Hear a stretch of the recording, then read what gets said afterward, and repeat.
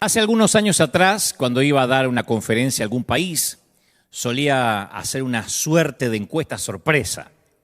Entonces preguntaba, si se les diera la opción de morirse hoy e ir al cielo, o esperar 10 años, ¿cuántos de ustedes elegirían esperar 10 años? O en su defecto, morirse hoy, ¿no? Y el 99% quería esperar 10 años, obviamente. Entonces, como dijo alguien, lo que hace que algunos ateos no crean en nuestro producto es que los cristianos vivimos predicando lo bueno que es el cielo, pero nadie tiene apuro en llegar ahí. Y lo que sucede es que a pesar de que este mundo no es perfecto, a la mayoría de nosotros nos gusta nuestra vida aquí. Y soñamos con cosas que queremos hacer y que todavía queremos disfrutar, tiempos con la familia, con los amigos. La vida puede ser dura, puede ser difícil, pero nos resulta familiar y conocida. Y el cielo es bueno, pero es desconocido, es inquietante. Y hay muchas películas en las que alguien muere por error y el guión hace o muestra que llega al cielo y le dan la oportunidad de regresar a la tierra, una segunda oportunidad, y el hombre lo agradece, ¿no? La persona lo agradece. De hecho, en 1978 hubo una muy famosa película llamada El cielo puede esperar, donde el personaje se le permitía volver a lo conocido y él estaba muy agradecido. Es más, yo te confieso que hasta hace algunos años yo tampoco pensaba mucho en el cielo y mucho menos anhelaba ir, no estaba apurado por ir. Pero, sin embargo, empecé a pensar mucho en ese tema cuando mis hermanos fallecieron y la partida de mi madre hace 5 años me obligó a contemplar nuestra mortalidad, nuestra finitud. Estamos acostumbrados a la vida, bueno, porque se supone que es lo normal. Como dice un querido autor, ¿por qué Dios habría de darnos un compañero en la vida para luego llevárselo? ¿Por qué Dios llenaría una cuna para luego vaciarla? Dormir solo en una cama para 2, movernos por la casa en medio de un aplastante silencio, y el resto del mundo sigue girando, sigue adelante, pero nosotros sentimos que no podemos. Nosotros que sí conservamos el aire, que no nos tocó morir, no sabemos cómo hacer para seguir respirando. Pero antes de avanzar, antes de transmitirte lo que creo Dios puso en mi corazón para decirte, yo quiero dejarte claro que no voy a llenarte de frases hechas, de clichés, tratando de subestimar tu dolor. Yo sé exactamente lo que demanda la transición de un duelo. Siempre relato que cuando me llegó la noticia de la muerte de mi madre, lo hizo nítidamente a mi entendimiento, pero mi corazón no lo aceptó de manera inmediata. Evidentemente necesitaba tiempo, ¿no? Y como dice el querido monje benedictino Mamerto Menapace, ambas realidades tienen ciclos diferentes. Ahí es cuando comienza una inmensa peregrinación que dicen que es la más larga del ser humano, pero tiene apenas 40 centímetros. Pero a veces se gasta la vida entera sin concluirla, la distancia que va desde la cabeza al corazón, unos 40 centímetros. Del saber a aceptar. Del conocimiento al sentimiento profundo.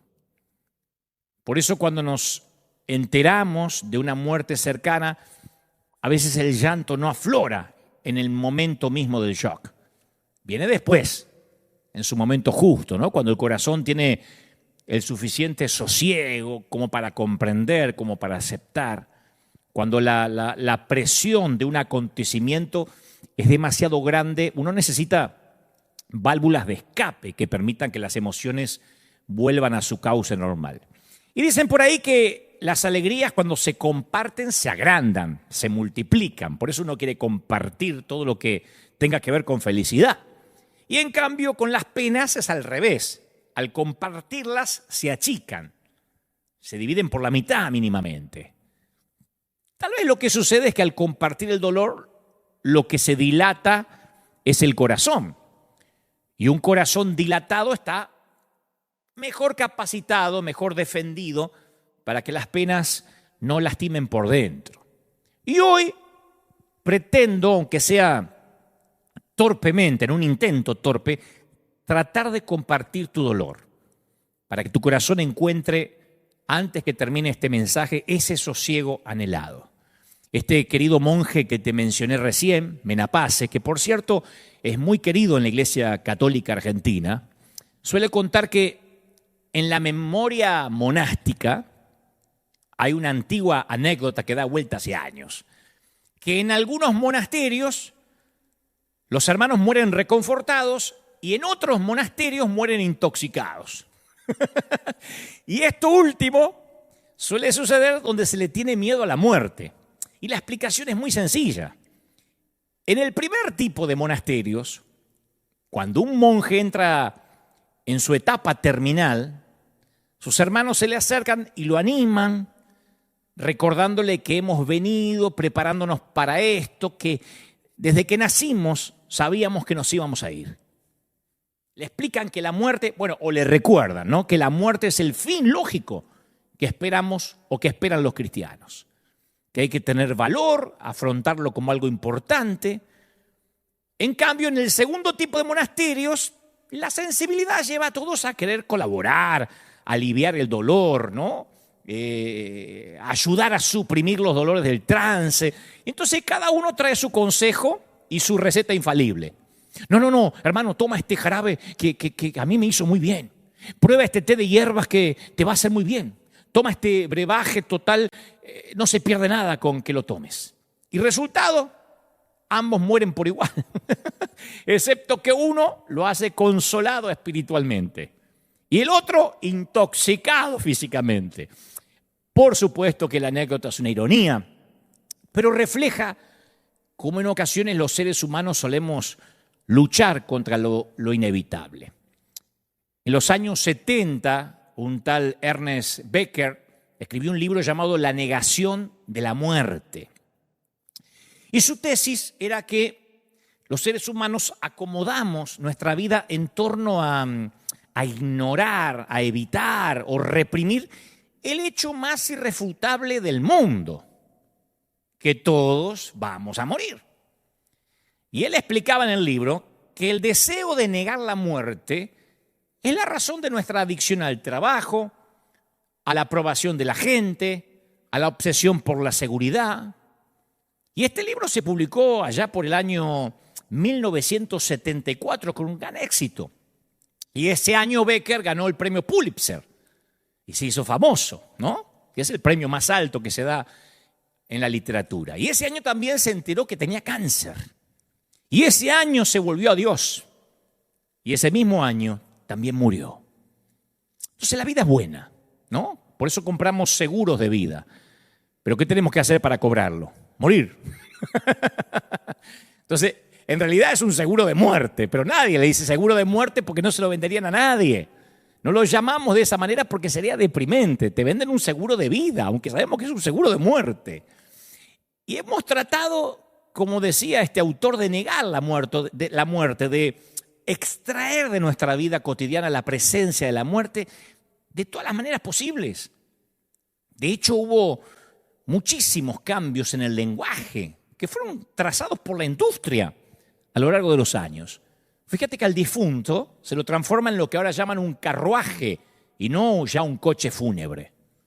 El ser querido, nunca el cadáver, el ser querido se va a exhibir en una sala de reposo, ya no en una sala de velatorio porque tiene mala prensa.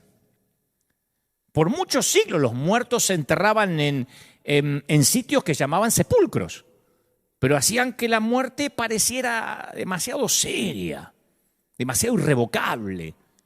De modo que en el siglo XIX apareció el cementerio como tal, por primera vez, que viene de la palabra griega que significa un lugar para dormir, no un lugar para morir, un lugar para dormir. Pero después de un tiempo, cementerio también empezó a sonar muy deprimente. Así que ahora el lenguaje de preferencia es parque conmemorativo O le dicen jardín familiar. No es que te podés ir al jardín familiar, hacerte un asado con la familia. No, pero es un jardín familiar que está lleno de parcelas. Los sepultureros se han convertido en directores en pompas fúnebres. Las salas funerarias se llaman ahora capillas ardientes. Es la palabra muerte la que tiene que evitarse tanto como sea posible. Aun cuando parezca imposible de evitar, los que trabajan en esta industria dicen no mencionemos la palabra muerte porque tiene mala prensa. Se cambió el certificado de muerte. Antes se decía, busqué un certificado de muerte de fulano por una herencia, por lo que sea, por acta de defunción. Y si al ser querido se lo incinera, se le debe entregar a la familia una urna con los restos. Está prohibido decir las cenizas, porque suena feo. Acá están las cenizas de su tío. No, son los restos. Entonces, de ahí surge el embalsamar, la cosmetología de los muertos, que se convirtieron en industrias enormes. Y todo tiene un fin, una meta. Nos protegen de tener que ver lo que la muerte le hace al cuerpo. Yo, de hecho, he visto muertos más lindos que cuando vivían. Dije, en la vida estuvo así de bañado y perfumado y vestido.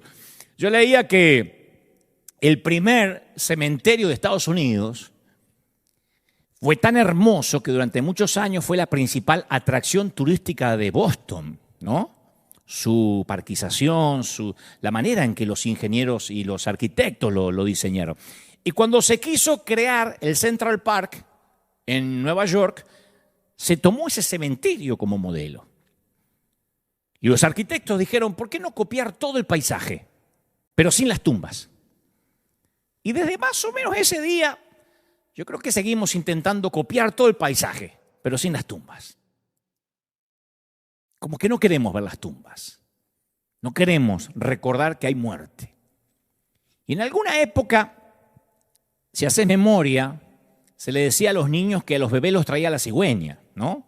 En Argentina se decía que nacía en un repollo, que es una suerte de vegetal y que ahí estaba el niño dentro. Cualquier cosa para no explicar lo que había que explicar. Pero aunque éramos niños y se nos decía que una cigüeña nos había traído, se nos invitaba a acercarnos al ataúd para despedirnos de un ser querido, de la abuela, del abuelo. Nos decía, mira, está muerto, dale un beso.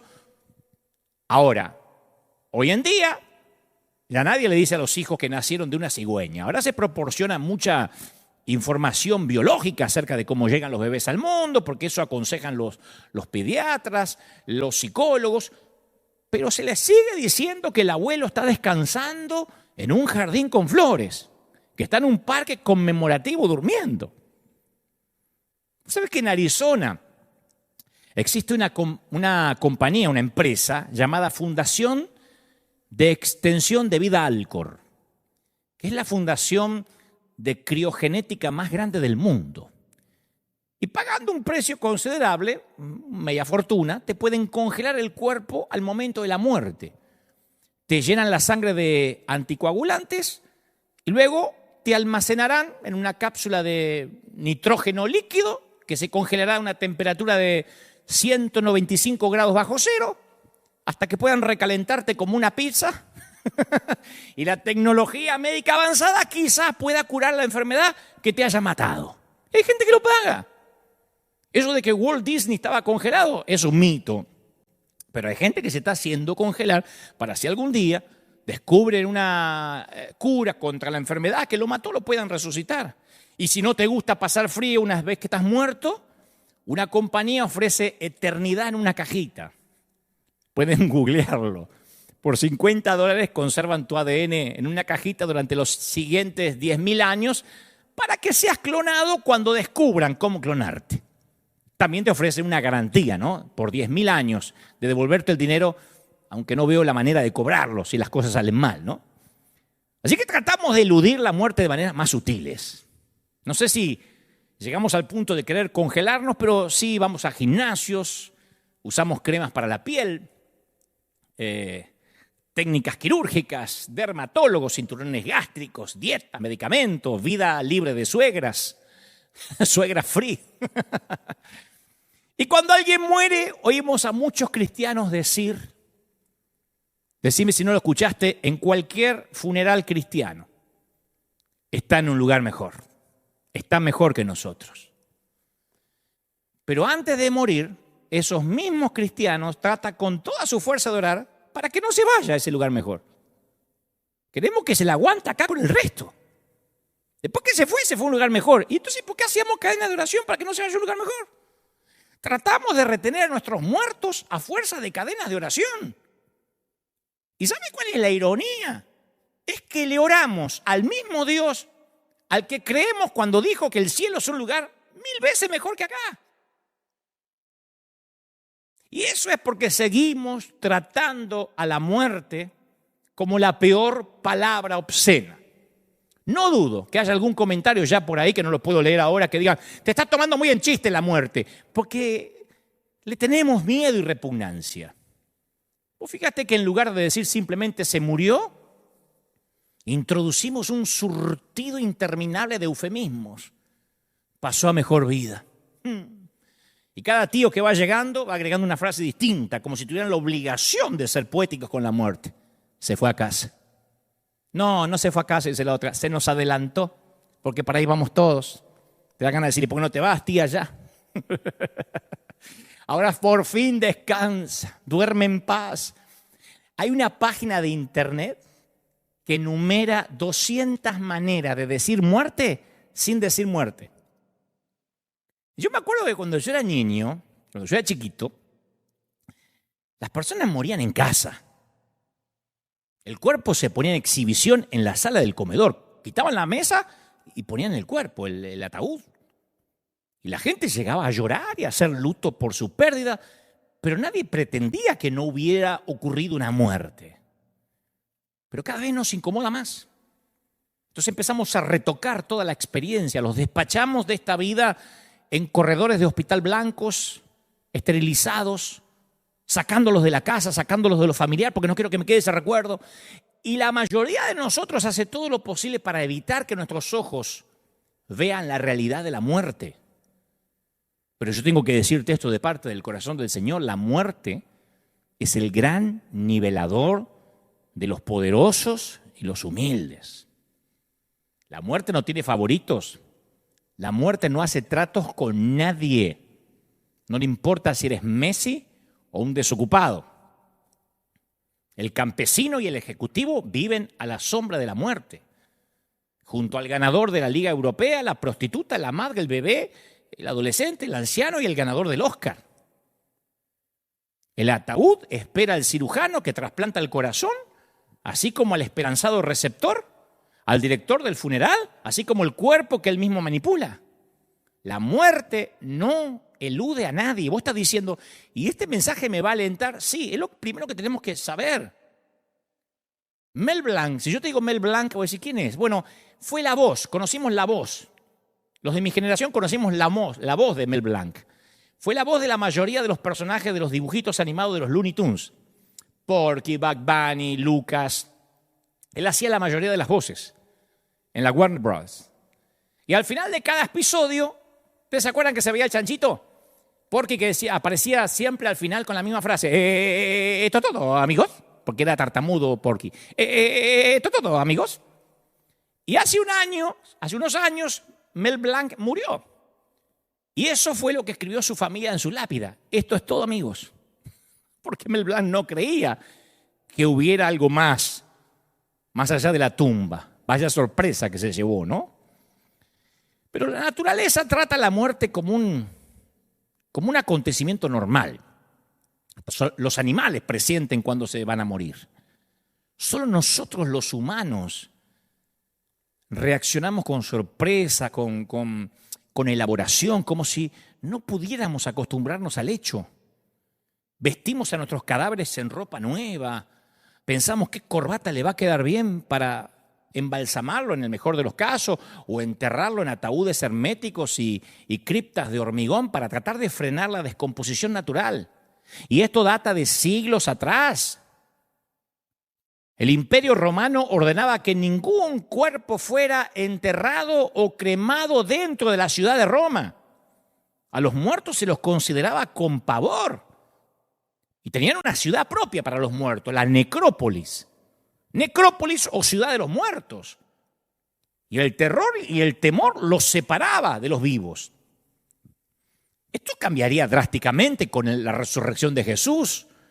Cuando Jesús resucita, los cementerios se instalaron o empezaron a instalarse en los predios de las iglesias. Antes no. De hecho, algunos santos fueron enterrados debajo del suelo de la iglesia a fin de que, en un sentido metafórico y casi literal, los vivos y los muertos se reunieran para la adoración. El cambio fue asombroso porque reflejaba una diferencia profunda entre la vieja actitud pagana y la nueva actitud cristiana con respecto a los muertos. A partir de Jesús, los muertos dejaron de asustar a los vivos y los dos grupos coexistieron en los mismos lugares. Ahora vos te preguntás, ¿por qué las personas pasaron tan rápidamente de la antigua repugnancia a la nueva familiaridad? Debido a su fe en la resurrección. Debido a que Cristo mostró que resucitó, pero por alguna razón corren los años, nos olvidamos y volvemos a sentir aquella repugnancia y miedo por la muerte. Y oponemos una obstinada, torpe resistencia a ceder ante esa poderosa experiencia de la vida. ¿Y sabe lo que más me sorprendió durante esta pandemia? Yo estoy seguro que mucha gente del otro lado va a pensar lo mismo. A mí me sorprendió la sorpresa y el estupor que algunos cristianos tuvieron durante esta pandemia al enfrentar la muerte. Me sorprendió mucho. De verdad, porque yo nací casi en una iglesia cristiana y me sorprendió mucho en las redes sociales, tal vez porque hace años no había redes, no sé, pero me di cuenta que había muchos cristianos en la iglesia que sabían cómo empoderarse, cómo proclamar, cómo decretar bendiciones, cómo hacer pactos en el altar, pero se desesperaban ante la muerte al igual que un ateo. Bendigo a los que no, bendigo a los que tomaron la pérdida de seres queridos con serenidad, no digo sin dolor, con serenidad. Pero una gran cantidad, un gran porcentaje, preguntaban como si fueran agnósticos en las redes. ¿Por qué Dios permite que se muera un pastor? No entiendo por qué se tiene que morir un pastor. ¿Por qué este virus se está llevando a la gente buena? Decían un montón de cristianos, como si la muerte solo pudiera llevarse a la gente mala. Por años dijimos, para el cristiano, la muerte simplemente es un cambio de domicilio, ¿o no? Pero es como que de repente viene un virus y nos olvidamos eso, de que la muerte es un cambio de domicilio. Esta es la promesa de Cristo en Juan 14:1. No se turbe vuestro corazón. No te turbes. Creéis en Dios, creed también en mí, dijo el Señor. Y agregó, en la casa de mi Padre muchas moradas hay. Si así no fuera, yo se los hubiese dicho. Si no hubiese moradas, no hubiese lugar para ustedes, yo se los hubiese dicho. Pero tranquilo, porque yo voy a preparar lugares para ustedes, lugar para vosotros. Y sigue, y si me fuere y os preparare lugar, vendré otra vez y os tomaré a mí mismo, para que donde yo estoy, vosotros también estéis. Yo no sé ustedes, pero yo puedo vivir con ese versiculito sin Biblia, solo con ese versículo en una isla desierta. Jesús prometió una hazaña que nadie imaginaba cuando dijo esas palabras. Regresaría de los muertos y rescataría a sus seguidores de la tumba. Escuchá, voy pues a preparar lugar para vosotros. ¿Viste cuando vas con toda la familia y papá decía, quédense acá, que voy a ver si está abierto? O los dejo acá y voy a buscar un estacionamiento y vuelvo. ¿Le crees? En Medio Oriente, voy a preparar un lugar para vosotros. Era una promesa que el novio le hacía a la novia. Después de recibir permiso de las dos familias, el novio volvía a la casa con su padre y construía una casa para su novia. Preparaba un lugar. Él usó la misma terminología que usaban los novios. Entonces, al prometer hacer lo mismo para nosotros, Jesús elevó los funerales al mismo nivel de esperanza que los casamientos, que las bodas. Desde esa perspectiva, el viaje al panteón y caminar por el pasillo central de la iglesia en una boda garantizan la misma clase de felicidad. Las bodas son buenas noticias, ¿no? Yo sé que alguien está pensando, no, a mí me fue muy mal cuando me casé. Yo una vez conté que tenía un amigo que ponía su video de bodas y lo ponía al revés, lo retrocedía. Le digo, ¿por qué haces eso? Dice, para verme salir de la iglesia en vez de entrar. Pero el Señor puso los sepelios, los funerales, al nivel de las bodas. Lo mismo dice Jesús de los entierros. Habla de celebrar una nueva temporada, un nuevo nombre, una nueva casa. Y en ambos ejemplos el novio se lleva a la novia del brazo. Escucha, Él se va a encontrar contigo, con vos en el altar. ¿Entendés que tu mirada final de la vida será inmediatamente seguida por una primera mirada a los ojos de Jesús? Ahora vos me decís, bueno, está bien, pero dame garantías. ¿Cómo estoy seguro de que el Señor va a cumplir su promesa? Y bueno, la respuesta está en el cementerio de Jerusalén. Si vas a Israel y a Jerusalén, no vas a encontrar ningún cuerpo, no hay resto, no hay ceniza, no hay huesos. Si la tumba de Jesús estuvo vacía siempre, entonces significa que su promesa no lo está.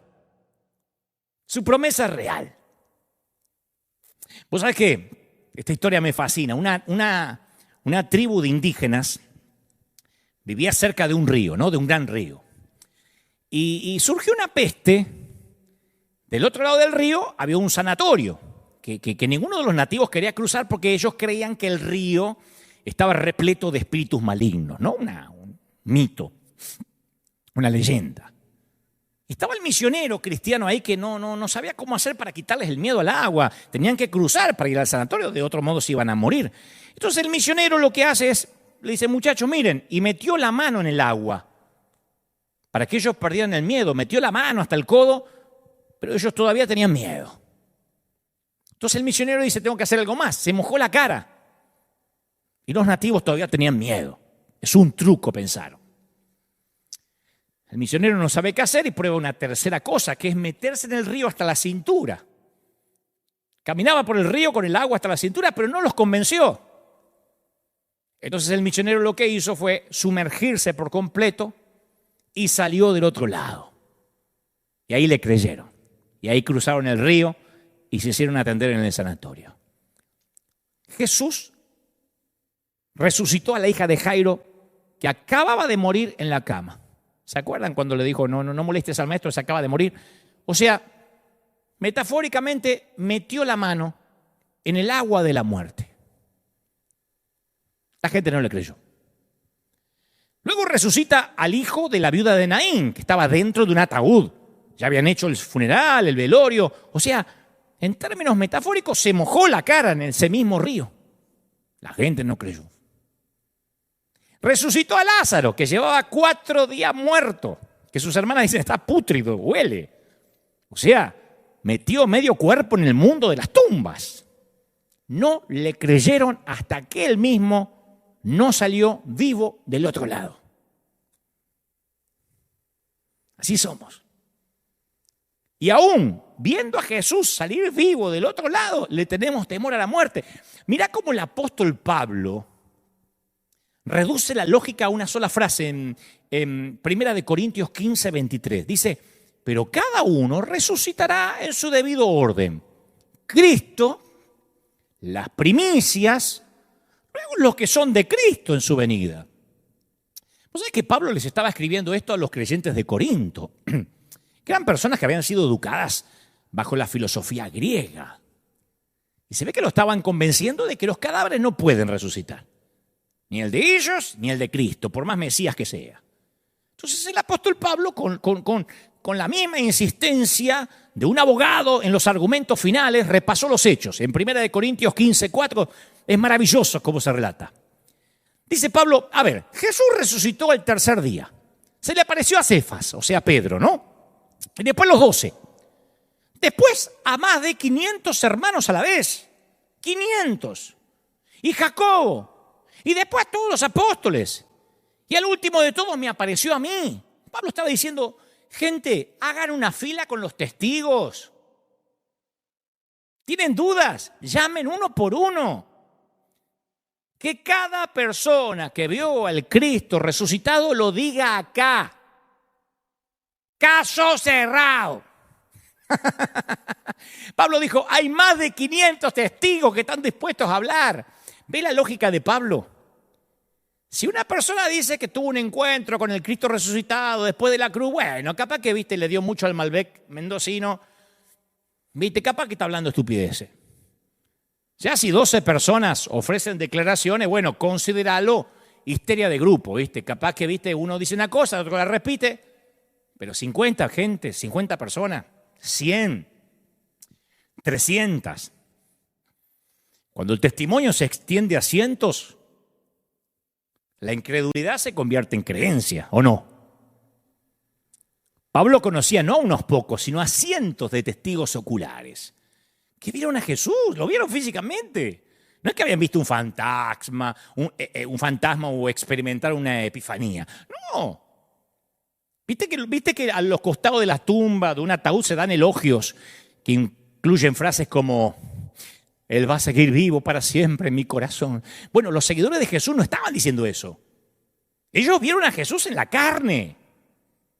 Por eso no hay que temer a la muerte, porque nuestro último momento no es el peor. La creencia griega estaba errada. 500 testigos dejaron un testimonio que todavía resuena. No hay peligro en la muerte. Escuchá, no hay peligro en la muerte. Lo diré otra vez, no hay peligro en la muerte. Tenemos que morir con fe, con dignidad, enteros, serenos. Tenemos que permitir que la resurrección penetre en nuestro corazón y defina la manera en que miramos a la tumba. Jesús nos otorga el valor para tomar el último tren a casa. Aun cuando yo pase, dice el Salmo 23:4, dice David, aun cuando yo pase por el valle de la muerte, cuando lo atraviese, no cuando me quede a vivir, no cuando muera ahí, cuando lo atraviese, no temeré, porque tú estás a mi lado. Claro, la idea de enfrentarse a lo desconocido es lo que asusta, ¿no? Así que, con la Biblia como nuestra guía, vamos a intentar en lo que queda del mensaje de sacar a la muerte de esa oscuridad aterradora, ¿no? De una vez por todas. Vamos a perder el respeto, ese respeto que no debimos haberle tenido nunca, teniendo a Jesús. Fíjate que la Biblia no teme hablar de la muerte y la llama por lo que es. Palabras como morir, muerte, cientos de veces aparecen en la Biblia. Y yo creo que el versículo más bello de la Biblia en cuanto a la muerte de la gente de Dios, claro, está en el Salmo 116:15. Dice, es dulcísimo.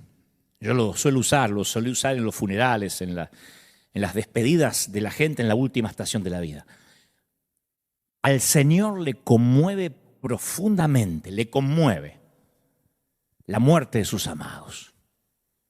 No dice que le pone triste, le conmueve, como nos conmovemos ante un nacimiento. El escritor a los Hebreos en el capítulo 9 y el versículo 27 lo resume sin rodeos. Dice, cada persona está destinada a morir una sola vez y después viene el juicio. Entonces tenemos que entender esto. Mirá, la cuenta regresiva para la muerte no empieza desde un análisis de COVID que te da positivo. Con la metástasis, con el cáncer, con, no sé, la leucemia. Comienza cuando uno nace. Ahí empieza la cuenta regresiva. Vos y yo estamos muriendo en este mismo momento. Dado ese hecho, ¿cómo es posible que la Biblia trate la muerte de los cristianos de una manera tan natural? Bueno, la respuesta está en esta paradoja. Escucha, aunque la muerte comienza cuando nacemos, la vida comienza cuando nacemos de nuevo mediante la fe en Cristo. Entonces muchos cristianos tienen la noción equivocada de que la vida eterna va a comenzar cuando se mueran. Que cuando se mueran, ahí comienza el día cero de la vida eterna. Pero eso no es correcto escrituralmente. La vida eterna, escuchad porque esto nos tiene que volar la cabeza como me la voló a mí. La vida eterna comienza cuando nacemos de nuevo en el reino de Dios, cuando creemos en Jesucristo como nuestro Salvador. A partir de ahí, nacemos de nuevo. Si no, el Señor hubiese dicho, no te mates, Nicodemo, nacer de nuevo porque igual te tenés que morir. No, uno nace de nuevo y es eterno. Porque nadie arrebata de su mano los que son de Él. El mismo Jesús define la vida eterna de esta manera en Juan 17:3. La manera de tener vida eterna es conocerte a ti, el único Dios verdadero, y a Jesucristo, quien tú enviaste a la tierra. O sea, si conoces a Jesucristo, experimentás la vida eterna ahora mismo, aunque no te moriste físicamente. Y escucha, si experimentás la vida eterna ahora mismo, la muerte no es más que una breve interrupción de lo que ya experimentás, la vida que no tiene fin. La muerte es cuando uno cierra los ojos que baja de una montaña rusa, es un segundo. Vos me decís, no, lo estás subestimando. Mira, el Nuevo Testamento está lleno de pasajes que transmiten esta perspectiva natural, transitoria de la muerte. Jesús se refiere a la muerte de esta manera. Dice, los ángeles, en Lucas 16:22, los ángeles los llevaron a estar con Abraham. Los llevaron, no dice, y se murió, y la crisis quedó dando vuelta al espíritu. No, los llevaron con Abraham. Jesús le dice al ladrón que se arrepintió. ¿Te acordás lo que le dijo el que murió a su lado? ¿Qué le dijo? En 3 meses vamos a ver si llegas al cielo. Le dijo, te aseguro que hoy estarás en el paraíso. Pablo describe la muerte en 2 Corintios 5:8 como estar fuera de este cuerpo terrenal, en el hogar celestial con el Señor, fuera del cuerpo. Pablo dice en Filipenses 1:21 que morir es ganancia, porque estaremos con Cristo. Y él dice que la muerte es mucho mejor que estar vivo, que estar en la tierra. Si cuando morimos, nuestro cuerpo, nuestra tienda, nuestra carpa terrenal será destruida, dice, pero heredaremos una casa en el cielo. Un cuerpo eterno, dice 2 Corintios 5:1, un cuerpo eterno hecho para nosotros por Dios mismo y no por manos humanas. Jesús describe la separación de la muerte como algo temporal, ¿viste? Como un detallito. Juan 16:16 dice, dentro de poco ya no me van a ver más, pero tiempo después me verán de nuevo. O sea, no es algo que hay que temer, sino un viaje que se inició al nacer, que culmina con nuestro destino final. Un viaje normal. Los ateos, los que no creen en Dios, solo se reúnen para despedirse para siempre. Los cristianos se despiden para reunirse otra vez. Hasta la próxima. Y hay una diferencia abismal entre estas dos perspectivas. Como lo señala Pablo, no tenemos que entristecernos como los que no tienen esperanza. 1 de Tesalonicenses 4:13. Él va más allá. Yo te dije al inicio del mensaje, te entiendo que estemos tristes, que estés triste. Pablo dice, no tenemos que entristecernos como los que no tienen esperanza. No hay que entristecerse. Voy a decir, che, pero qué sangre de pato tenía este Pablo, qué desalmado. Él dice, no, pero no veo la razón para entristecerse. Menos él, que había estado en el tercer cielo, dijo, no, te aseguro que no hay razón para entristecerte. Así será contigo y conmigo. No simplemente vamos a ser teletransportados al cielo. Los ángeles nos van a escoltar a casa. Y no es un deseo, es una verdad bíblica que se aplica a los cristianos. El día que se cierre el telón de esta vida, los mensajeros de Dios te van a llevar en el último viaje. Y en el momento en que pongas tus ojos en tu hogar eterno, un ángel va a estar ahí para compartir tu alegría. A medida que te das cuenta que toda dolencia desapareció, un ángel va a estar ahí para reírse contigo. Dios tiene un ángel asignado para llevarte a casa. Siempre me acuerdo las palabras de un gran misionero, Clemens, Frederick Clemens, que murió en Argentina, que estaba rodeado de sus discípulos, de sus pastores que él había levantado, y presuntamente él veía ángeles que lo venían a buscar y dice, ya me llevan a casa. No hable, don Federico, no se canse. no se esfuerza. Y él decía, vale la pena gastarse para Dios. Ay, vale la pena gastarse para Dios. Fueron sus últimas palabras. En vista de esta certidumbre, ¿cómo vamos a tener miedo? Una niñita enferma de cáncer le preguntó a su mamá, mamá, ¿cómo es morir? ¿Me va a doler? Y la mamá pensó por unos minutos y dice, mira, ¿vos te acordás cuando eras chiquita y jugabas mucho y te quedabas dormida en la cama de mami? Y después te despertabas al otro día y de alguna manera estabas en tu cama, ¿no? Sí. Bueno, no llegaste mágicamente ahí. Tu papá había llegado, te había alzado, te puso tu pijama mientras dormías. Mi amor, así es la muerte. La muerte es despertarte en tu propia habitación. La muerte es despertarte en tu propia habitación. Yo pienso que no hay ningún versículo de las Escrituras que nos da una imagen más consoladora que el Salmo 23:4, que se cita en todos los funerales, sean católicos, adventistas, testigos de Jehová, protestantes, conservadores, reformados, pentecostales, aunque atraviese el valle de sombra y de muerte, no temeré mal alguno porque tú estarás conmigo. Para los cristianos todos los problemas son temporales y las bendiciones son eternas. Para los que no tienen a Cristo, las bendiciones son temporales, el auto, la casa, el yate, y los problemas son eternos. La muerte es una puerta de salida y el cielo es una entrada. No obstante, las dos están colocadas tan cerca que una se abre cuando la otra se cierra. ¿Viste como esos barrios privados con doble barrera? O sea, cuando pasás una barrera ya está la otra que se abrió.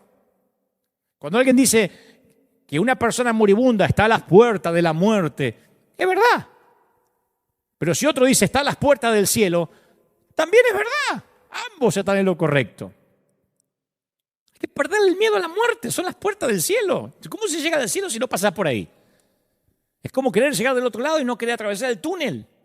Mira, cuando yo era chiquito, yo amaba mi casa, que era chiquita la casa, pero la amaba durante el día. Era como que, no te lo puedo explicar, paranoia mía de pibe, ¿no? De chico, pero era como que la oscuridad le hacía algo raro al lugar. Distorsionaba mi habitación, distorsionaba mi casa. Mi casa no era acogedora de noche, por lo menos en mis primeros 7, 8 años de vida. Y mi habitación se convertía en un lienzo para la imaginación, ¿no? Yo veía sombras, cosas. No estaba ni endemoniado, ni atormentado, ni estaba loco. Un día me di cuenta que las sombras son la refracción de la luz, que te pueden asustar, pero no pueden hacer daño. Y había un predicador que conducía a casa después del funeral de su esposa, y él y sus hijitos estaban agobiados por el dolor dentro del auto. Y en lo que buscaba este papá consuelo, palabras de consuelo para sus hijos, los pasa por el costado un gran camión y la sombra cubre el auto. Y el pastor le dijo a los hijos, hijos, ¿qué preferirían que les pasara por encima, un camión o la sombra del camión? Y los chicos dicen, la sombra. La sombra no te hace ningún daño. El papá dice, bueno, hace 2000 años el camión le pasó por encima a Jesús para que hoy solo su sombra nos pase por encima. Y esta explicación para niños sirve para nosotros los adultos. Para el cristiano, la muerte no es más que una sombra. Ya no es ni la sustancia de nuestro temor, es un oscurecimiento momentáneo de la luz. ¿Viste? Cuando dice, uy, se cortó la luz y no alcanzaste a buscar las velas y se volvió a prender. ¿Pasó eso alguna vez? Eso es. La promesa de Jesús para cada creyente es, dado que yo vivo, ustedes también vivirán. No podemos estar como cristianos poniendo, ¿qué pasa? ¿Cómo puede ser que la pandemia se está llevando gente, pastores? Y sí, es doloroso, pero no es raro. El Salmo 139:12 dice, ni siquiera en la oscuridad puedo esconderme de ti, Señor. Para ti la noche es tan brillante como el día. La oscuridad y la luz son lo mismo para ti. Bueno, eso nos tiene que alentar. Todos tenemos que enfrentarlo. Quisiera decirte otra cosa, pero en una vida marcada por citas con el doctor, cita con el dentista, citas con tu novia, hay una cita que ninguno puede eludir, la cita con la muerte. Víctor Frank hace referencia a una parábola llamada Muerte en Teherán.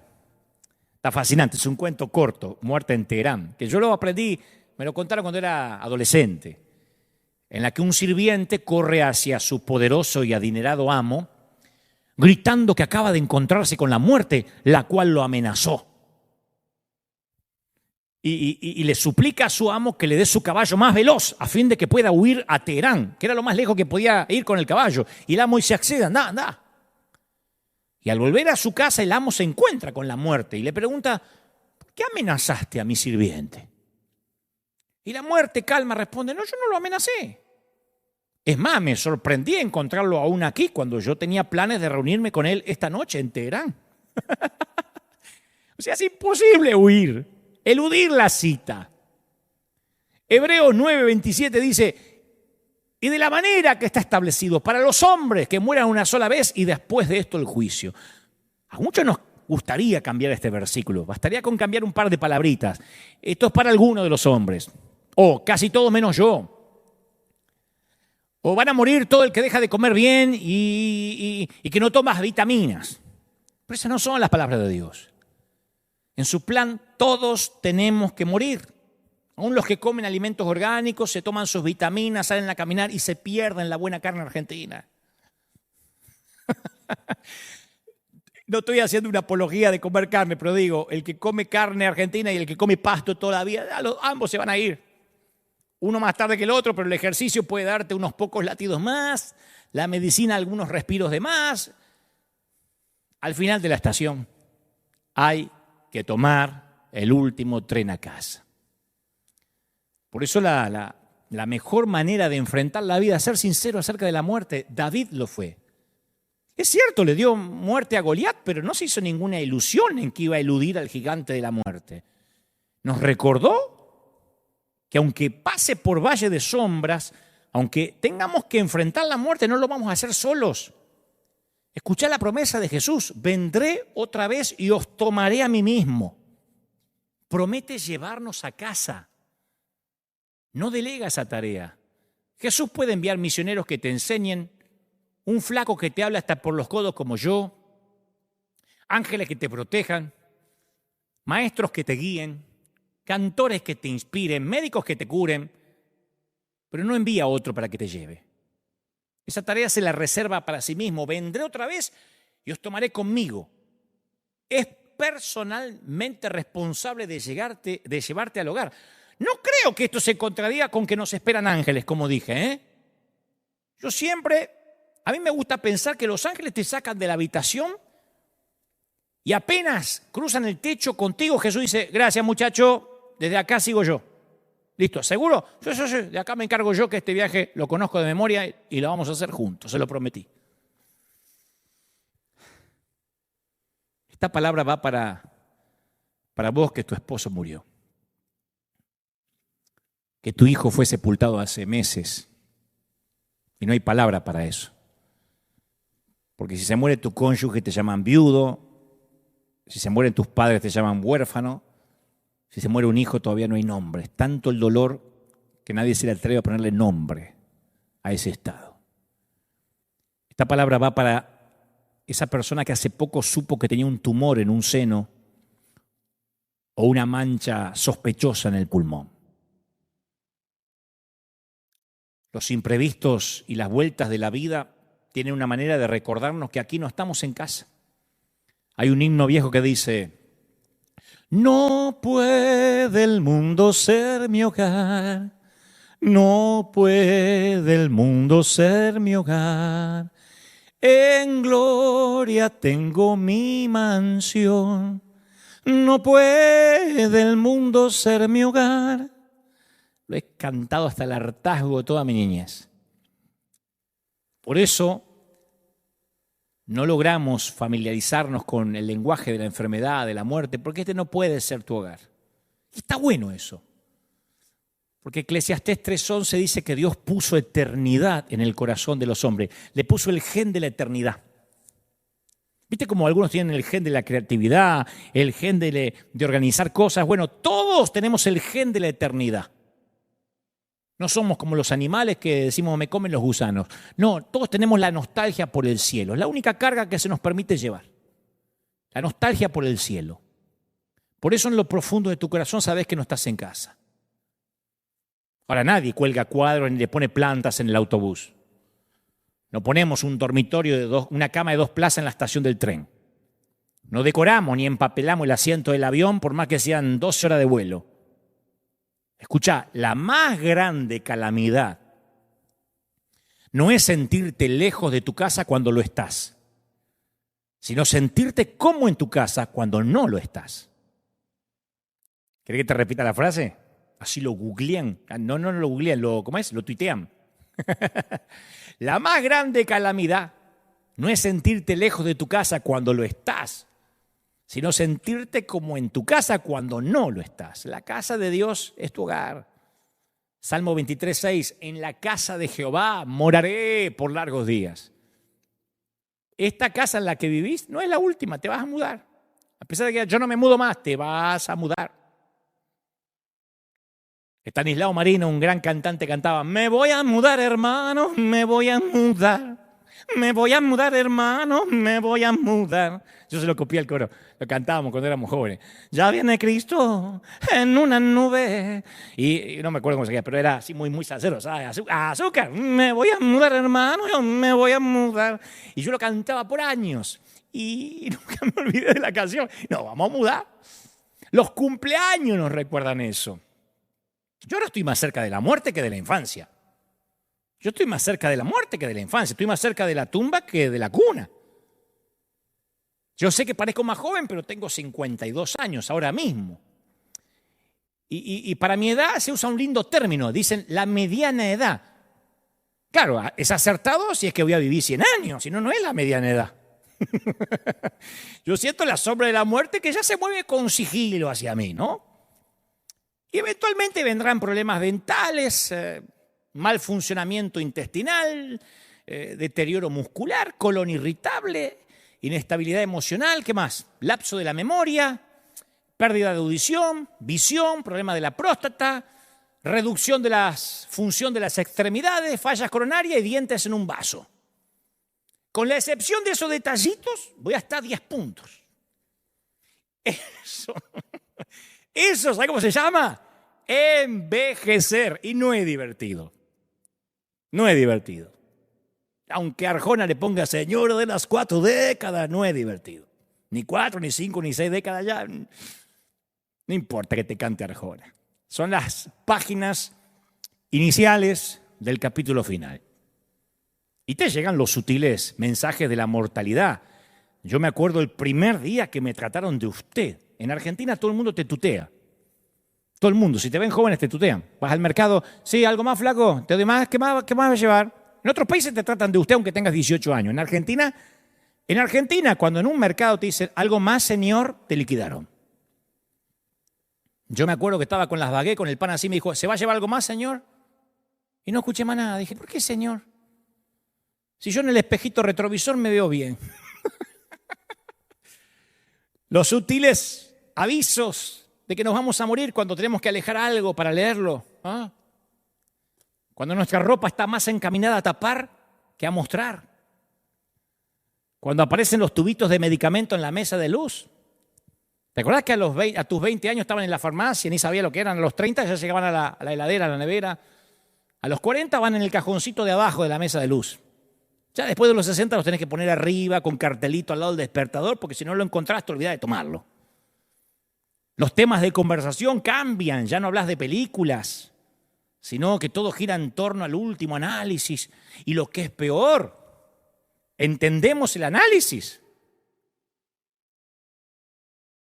Yo he escuchado charlas de hombres diciendo de mujeres, ¡ay, gloria a Dios que tengo 96 miligramos de glucemia, qué sé yo! 40% de hematocrito, ¡ay! Las plaquetas 209 y 7.2 de leucocitos. Tengo unos nitritos urinarios bárbaros, gracias a Dios. Todos los leucocitos me dieron negativo. Hace unos años era mandarín básico. Ahora nos quedamos mirando y debatiendo el resultado del análisis como si leyéramos el mapa para encontrar el santo grial. Y por la manera en que tratamos de evitar envejecer, uno podría pensar que podemos lograrlo, que podemos evadir la muerte, escaparnos a Teherán. Pintamos el cuerpo, preservamos el cuerpo, protegemos el cuerpo y hacemos bien porque los cuerpos son un regalo de Dios. Tenemos que ser responsables, pero hay que ser realistas también. Este cuerpo debe morir para que pueda vivir el nuevo cuerpo. Primera de Corintios 15:50 dice: la carne y la sangre no pueden heredar el reino de Dios, ni la corrupción hereda la incorrupción. ¿Querés que te diga algo? Escuchen las señoras principalmente. Esto va a sonar extremadamente machista, pero a todos. Hoy en día no se puede hacer distinción. Pero especialmente las mujeres y los varones que son demasiado coquetos.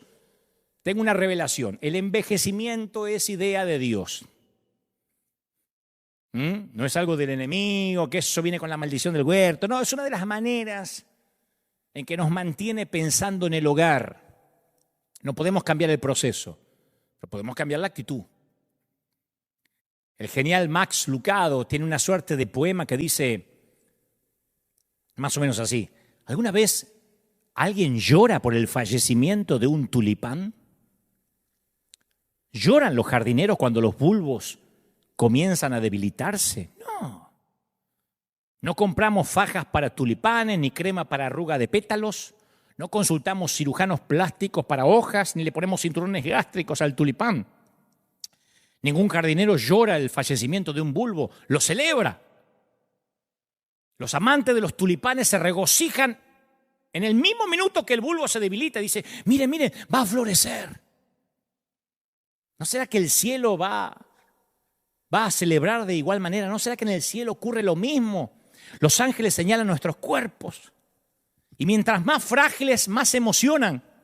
Mira, esa señora en el hospital va a florecer. Mira, ese hombre enfermo del corazón vendrá a casa pronto. Mira a Dante intentando jugar a la pelota, da vergüenza. A este también le queda poco. Ya viene a casa. Romanos 8:23 dice: nosotros también gemimos dentro de nosotros mismos, esperando la adopción, la redención de nuestro cuerpo. Pablo lo describe como el cuerpo de la humillación nuestra, en Filipenses 3:21, el cuerpo de la humillación nuestra. Hay otras versiones que dicen nuestro humilde cuerpo, estos cuerpos mortales, nuestros cuerpos simples. Y vos podrías añadir tu propio adjetivo: mi cuerpo canceroso. Mi cuerpo artrítico, mi cuerpo con colesterol malo, mi cuerpo diabético, mi cuerpo con COVID,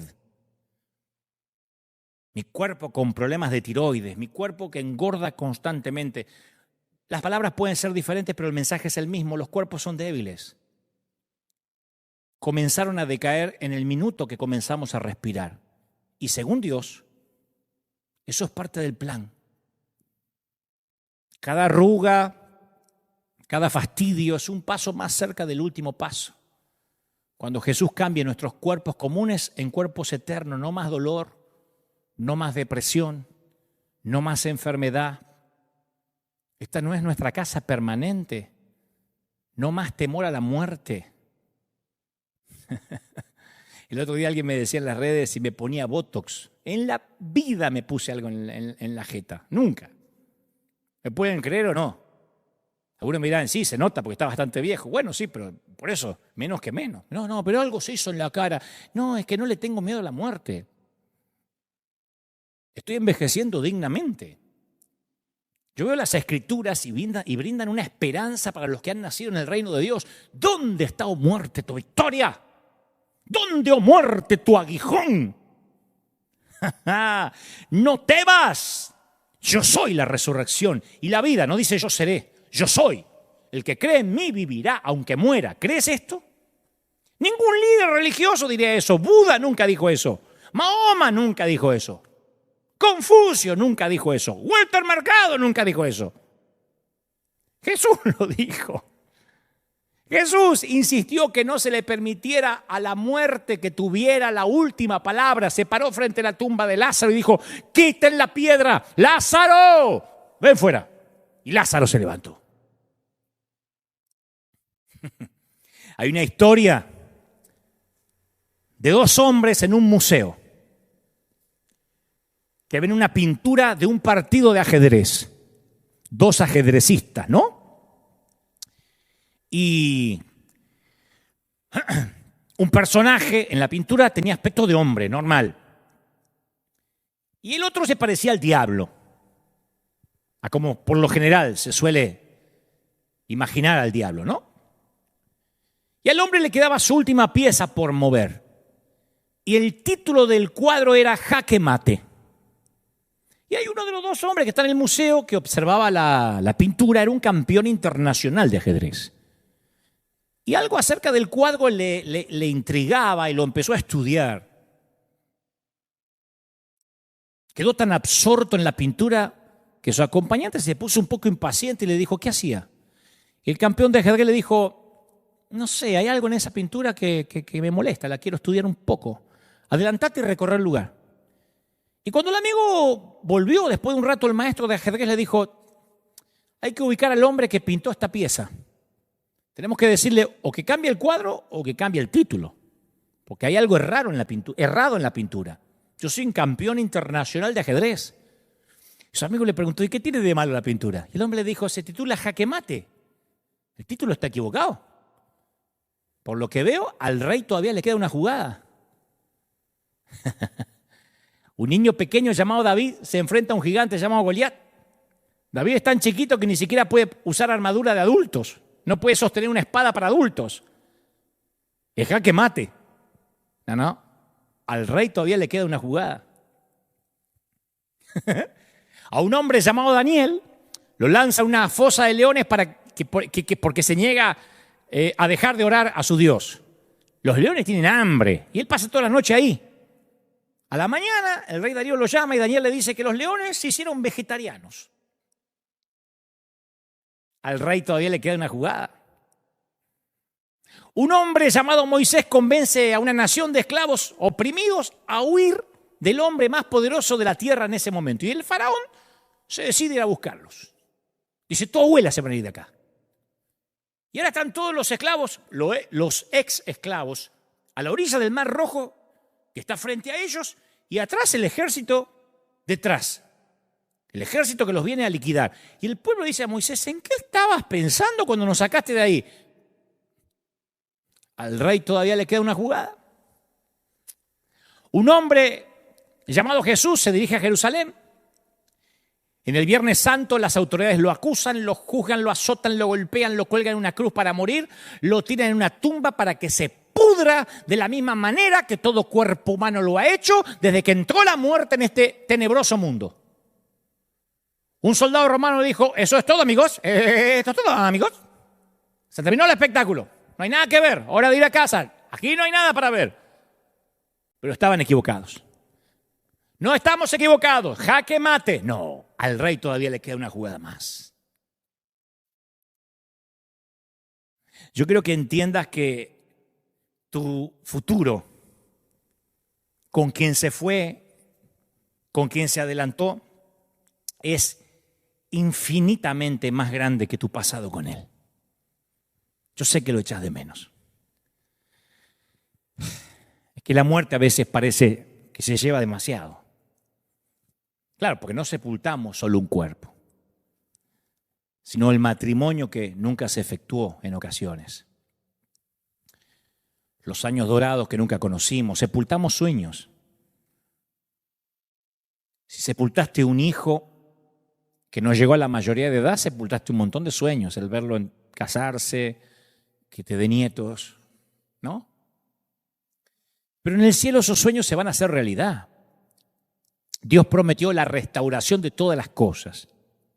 Todas las cosas, incluye todas las relaciones. El libro que fue llevado al cine, que se llama El cielo es real. El cielo es real, ¿no? Sí. Cuenta la extraordinaria experiencia vivida por un niño que se llama Colton Burpo, que estuvo al borde de la muerte. Y Colton, de apenas 4 añitos, fue sometido a una operación de urgencia que hizo temer por su vida. Sus padres pasaron horas de angustia en el hospital hasta que le dieron la feliz noticia que el niño se había salvado. Y posteriormente, de forma totalmente espontánea, natural, Colton empezó a hablar de lo que aconteció mientras su cuerpo estaba en la mesa de operaciones. Y lo que hace creíble esta historia es que el nene de 4 años le dice a su mamá: mami, en tu barriga murió un bebé, ¿no? Una bebé. Los padres nunca le habían mencionado al niño esa pérdida, nunca, porque era demasiado chiquito como para procesar esa información. Y la madre se choqueó, quedó emocionada, visiblemente. Le dice: ¿quién te contó que murió un bebé en mi barriga? Ella me lo dijo. Ella me dijo que había muerto en tu barriga. Pero está bien, mami. Ella se encuentra bien. Dios adoptó a mi hermanita. La mamá le dice: ¿quieres decir que Jesús la adoptó? No, mami, lo hizo su papá. Los ojos de su mamá se iluminaron y preguntó: ¿y cómo se llama? ¿Cuál es el nombre de tu hermanita? Ah, no tiene nombre. Me dijo que ustedes no le pusieron nombre. Y dijo que está ansiosa porque tú y papi vayan al cielo y le pongan nombre. Y alguien en el cielo está diciendo lo mismo en cuanto a ti. Ellos anhelan el día cuando la familia de Dios vuelva a estar junta. Imagino a mi vieja diciéndole al Señor: ¿falta mucho? Ya viene mi hijo. Poquito. En ese hogar no hay adioses. De habitante de una tierra de adioses a ciudadano de un cielo de olas. ¿Te imaginas un mundo sin lápidas, sin forenses, sin cementerios, sin ataúdes, sin morgues? Un mundo donde no se hacen funerales, no más tierra sobre un cajón. Ahora es posible que si perdiste a un ser amado, te preguntes: ¿y por qué no sé cómo están? ¿Por qué Dios no permite que se comuniquen con nosotros? Si ellos ya viven en la luz, en la felicidad, ¿por qué no nos dicen algo, una señal de que están bien? Si al menos yo tuviera una señal, me haría atravesar este valle de lágrimas mejor. Cuánto consuelo me daría una palabra de mi esposo, de mi hijo, de mi mamá, certificándome que está bien. Bueno, pero la misma pregunta es válida para el bebé que está en el vientre de la madre y todavía no puede ver la luz. ¿Por qué no nos comunicamos con él mientras está navegando en la placenta oscura, húmeda? Y le damos seguridad de nuestra presencia afuera, que lo estamos esperando. ¿Por qué no le damos al bebé que está en la placenta la seguridad de la luz en la que vivimos y que él pronto la va a compartir? Sí, lo hacemos. Le hablamos a la panza, le ponemos música y tratamos de encontrar algún tipo de belleza en esa rara foto que nos dan en la ecografía. Pero el bebé todavía no está capacitado para entendernos. Y tal vez nos pase lo mismo, hay demasiada luz en el cielo que nosotros no podemos comprender. Por eso la pregunta tal vez no sea: ¿hay vida en el más allá? No, sí que la hay. Esa no es la pregunta. Por el momento, la única pregunta verdadera respecto al futuro es: ¿hay vida en el ahora? ¿Esto que vivo vale la pena? ¿Esto es verdadera vida? ¿Tengo ganas de irme a casa? Como dijo una vez, a tu historia le falta el mejor capítulo, a tu concierto le espera la mejor canción. La primera vez que yo fui a ver una obra de teatro en Broadway, en Manhattan, antes de ir alguien me dijo: acuérdate, Dante, que lo más importante de la obra siempre es el final, ¿eh? No te vas a levantar antes de que termine porque Broadway pone todo en el final. Justo antes que se baje el telón, presta atención al final. Y sí, saben que tienen que pegar acá. ¡Pah! Y uno tiene que salir de ver Lion King, Los Miserables, Mary Poppins. El gran cierre. Todo el presupuesto está en el cierre. En el opening y el cierre. Y Él organizó un gran cierre de telón para tu vida. Él te espera en casa. Pronto vas a estar en casa. Está más cerca de casa de lo que piensas. Así que yo no sé qué tan lejos estés hoy de tu estación final. Pero te puedo dar un consejo que no me estás pidiendo. Cuando veas tu vagón, despedite, subí con una sonrisa, no lleves maletas, viaja liviano. Y andate sin degradarte, sin deterioro, sin corromperte, como una persona consciente del viaje que va a hacer. A los que se quedan, no retengamos a quienes les llegó el último vagón, el último tren, si es que realmente creemos que van a un lugar mejor. Porque después es hipócrita decir, se fue a un lugar mejor. Si era mejor, dejémoslos de retenerlo aquí. Suéltalo. Bueno, al menos es así como yo planifico tomar mi último tren.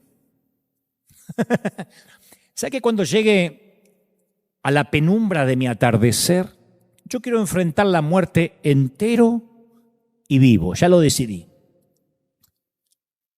No sé de qué voy a morir, quiero pelear con sabiduría, sabiendo de que la batalla es posible mientras que haya equivalencia, ¿no? Mientras que haya equivalencia, yo no soy de entregarme rápido, de rendirme. Pero apenas sepa que las reglas de juego dejaron de ser parejas, yo no quiero aferrarme torpemente a una balsa y estar ahí pendiente de un montón de cañitos y respiradores. Vos decís, no, porque no lo has vivido. No, yo ya lo decidí. Yo quiero decir basta con estoicismo. En mi caso, yo detesto dar lástima. Y me habré ido cuando me tenga que ir, cuando Dios lo haya decidido, habiendo comido una porción grande de la vida.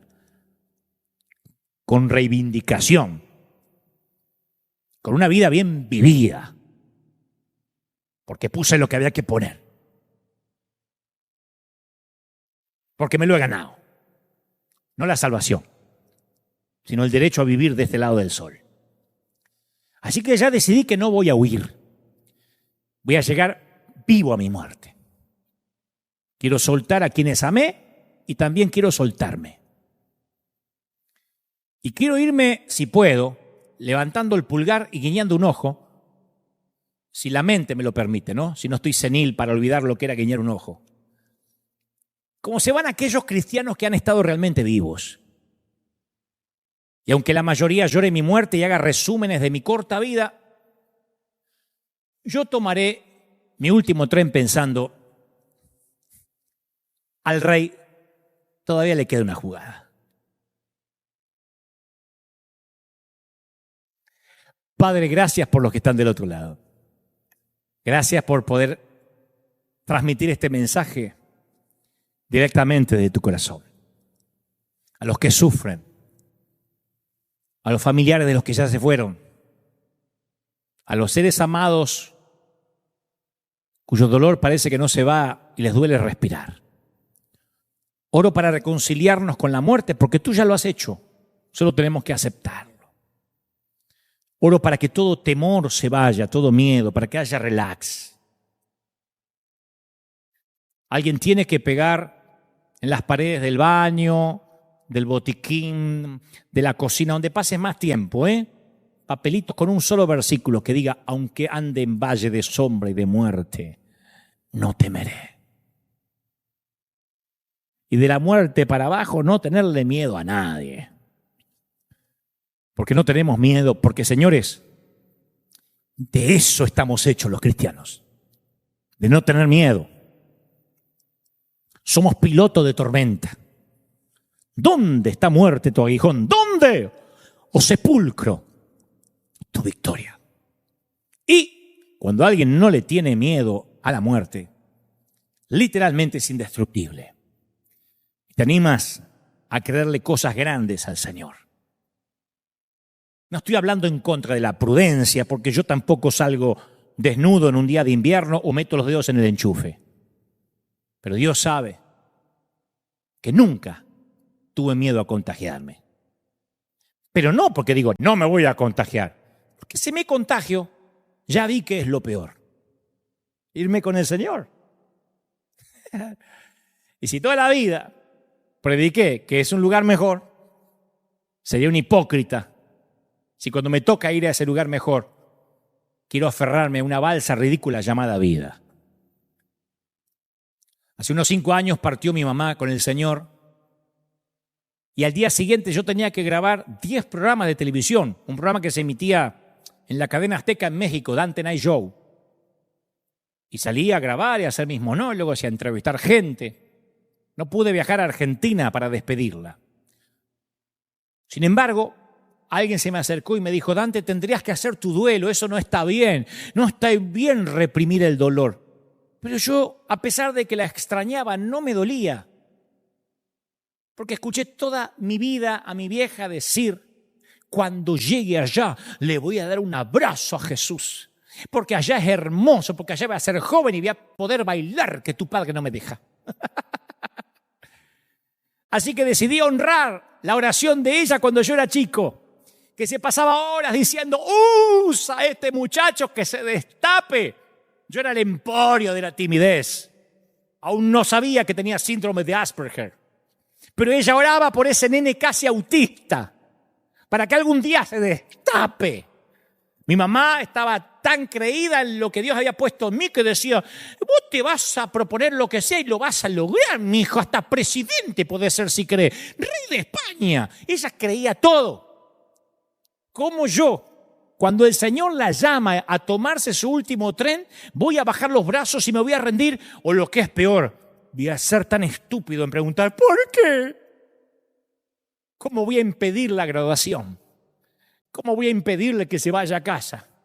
Si toda la vida hemos dicho, no puede el mundo ser mi hogar. En gloria tengo mi mansión. No puede el mundo ser mi hogar.